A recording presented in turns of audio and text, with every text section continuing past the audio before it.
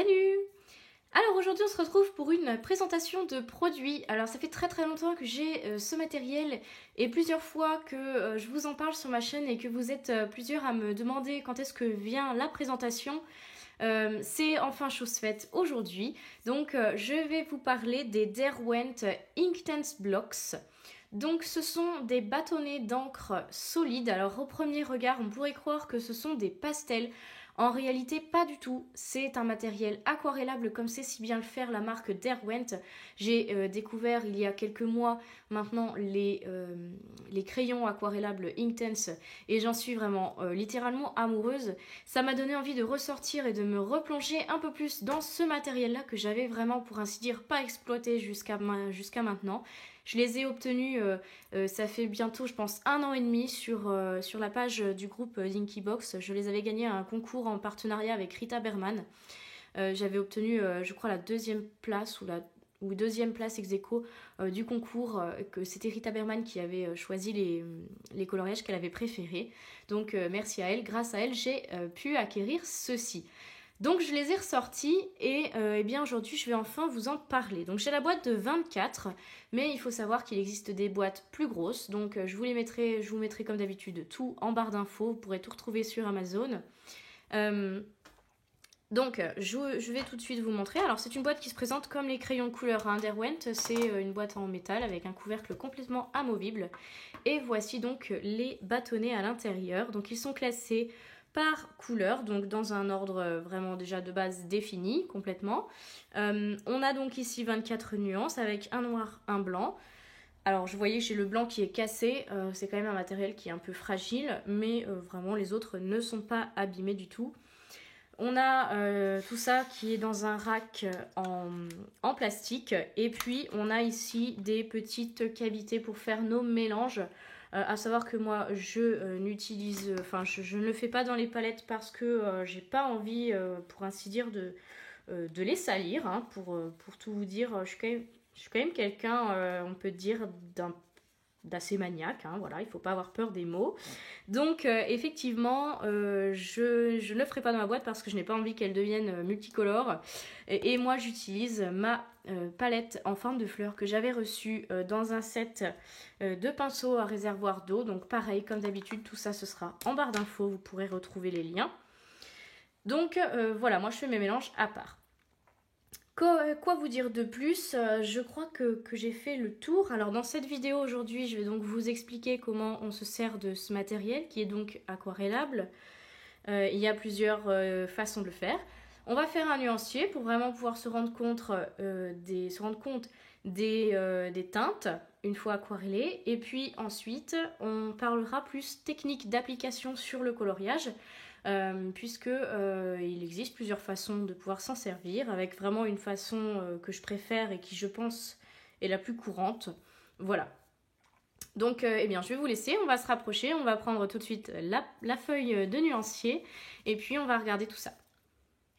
Alors pour le premier test, je vais donc vous faire une première partie de nuancier à sec pour qu'on puisse voir les couleurs à sec, et puis ensuite je vais les aquareller.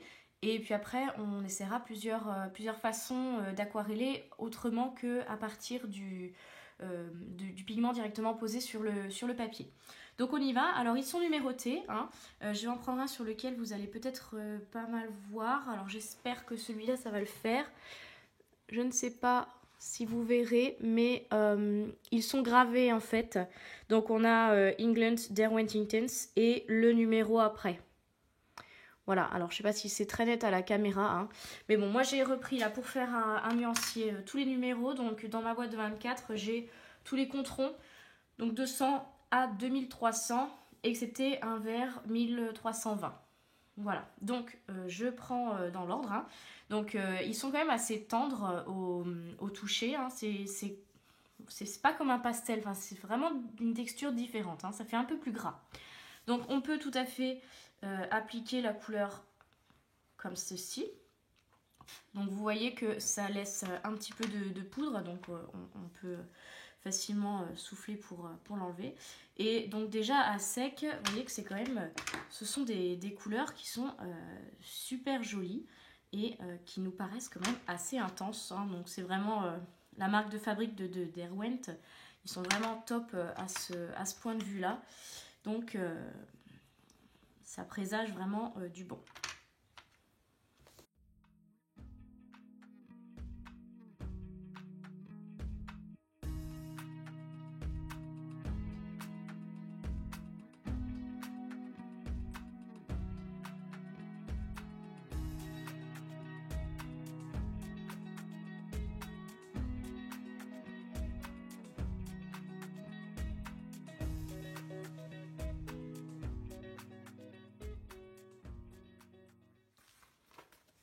Voilà donc le rendu une fois tout appliqué. Donc le nuancier global, vous voyez que les couleurs sont vraiment super jolies déjà, rien que à sec. Donc ce que je vais faire là, c'est qu'avec mon pinceau à réservoir d'eau, je vais aquareller une partie de ce nuancier, enfin une partie de chacune des couleurs, pour qu'on puisse voir le rendu de toutes ces couleurs une fois qu'on a passé l'eau, puisque on ne peut pas les utiliser à sec, hein, c'est voué vraiment à être aquarellé. Alors donc là je vais le faire comme ça pour le nuancier. Par contre sur un coloriage, je vous déconseille fortement de faire ainsi. Si vous appliquez votre bâton directement sur votre coloriage et qu'après vous passez l'eau, il sera quasiment impossible de supprimer toutes les traces. Et donc vous verrez quand même en fond, malgré l'eau passée et les pigments étalés, vous verrez toujours le mouvement que vous avez donné avec votre pastel et ça vous donnera des traces. Donc ce sera vraiment pas joli. Donc il faudra prendre d'autres techniques. C'est pour ça qu'après, eh bien, on essaiera différentes façons de prélever le pigment avant de passer sur la feuille du coloriage. Là, je le fais simplement pour le nuancier. Alors, comme d'habitude, je me munis de mon sopalin, j'amorce mon pinceau, je le teste et c'est parti.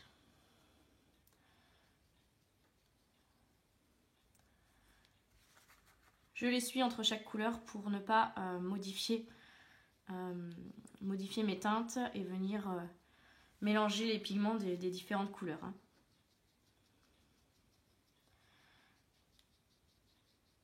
Donc vous voyez qu'on a vraiment quelque chose de super joli et très très intense.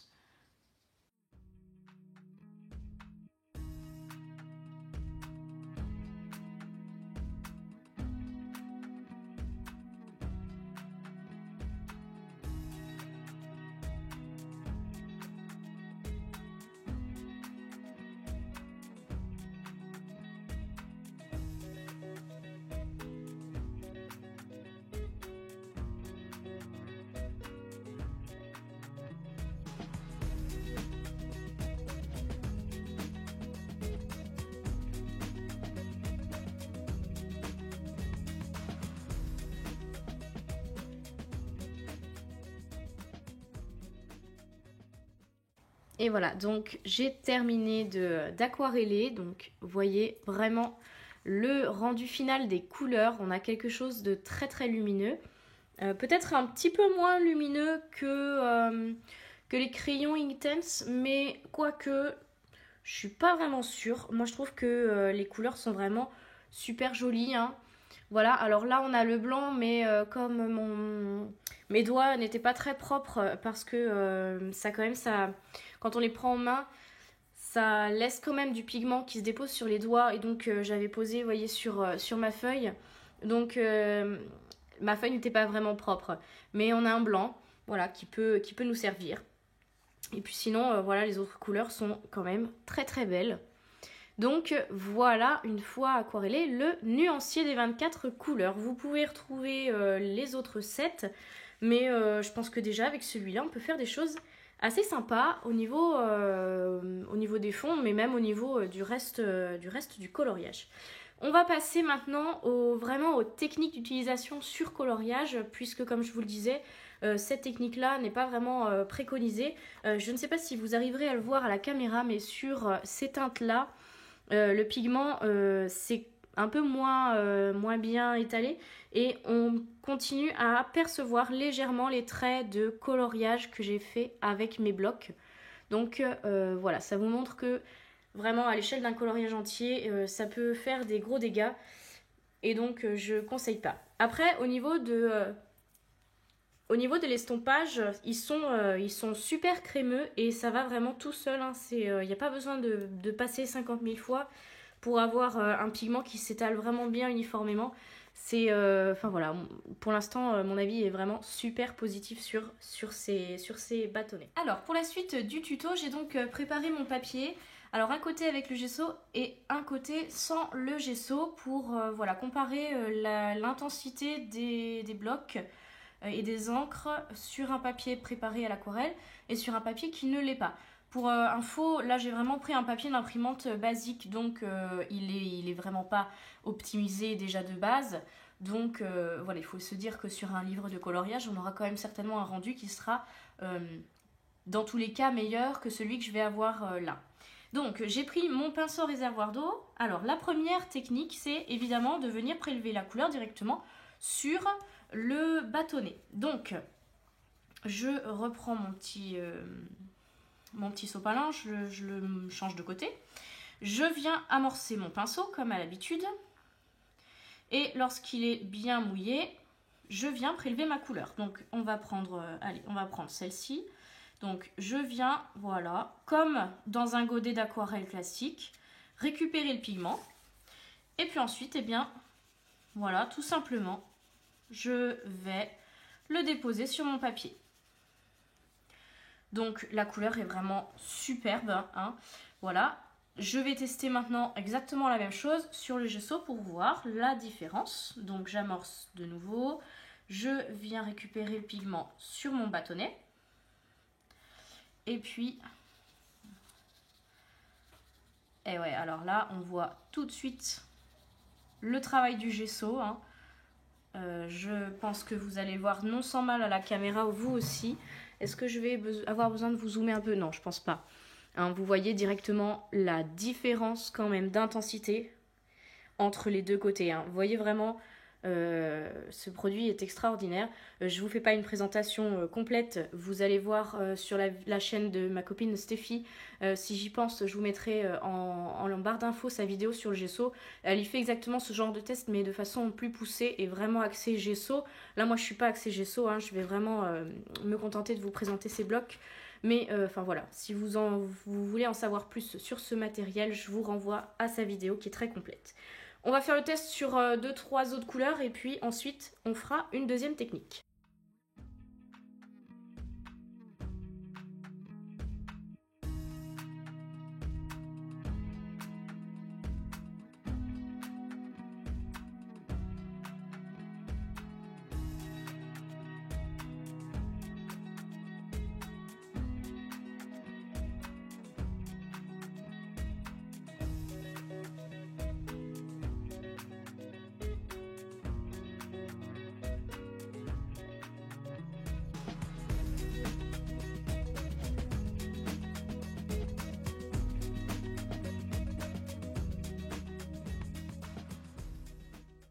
Alors, seconde technique, donc c'est plutôt celle qui va nous servir à pouvoir faire principalement des mélanges. Donc je vais utiliser ma palette. Alors ce que je vais faire, c'est que je vais venir avec mon cutter, un peu comme on fait avec les pastels, émietter mon pastel, enfin mon bloc dans ma palette. Alors je vais par exemple prendre un jaune que je vais me mettre où pour que vous puissiez bien voir. Je vais me mettre là. Voilà, je fais tomber un peu de pigment. Voilà. Et puis ensuite, eh bien, je viens faire la même chose avec un second. Donc là, je vais essayer de prendre un bleu. Je vais en mettre un peu moins. Voilà, vous avez compris à mon avis ce que je voudrais essayer de faire. Et je vais faire tomber directement de mon pinceau, hop, mon eau. Je mélange. Le pigment fond et se dissout. Et j'ai préparé donc ma couleur que je vais pouvoir appliquer sur mon papier. Alors elle sera, là j'ai mis beaucoup d'eau, donc elle sera vraiment très pâle.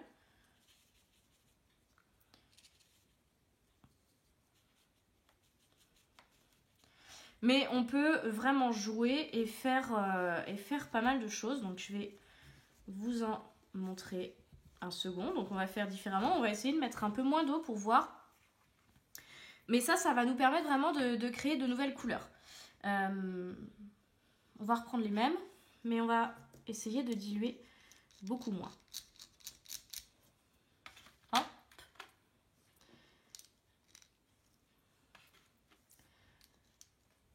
Voilà. Je vais faire tomber une seule goutte.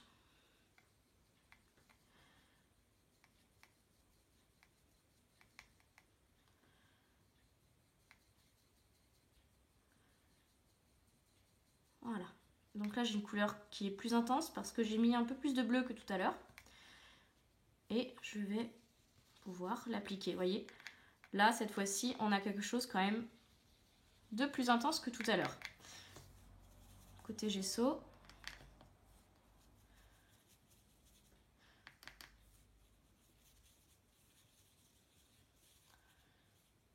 Vous voyez qu'avec le gesso, l'eau fait un peu ce qu'elle veut, si on peut dire.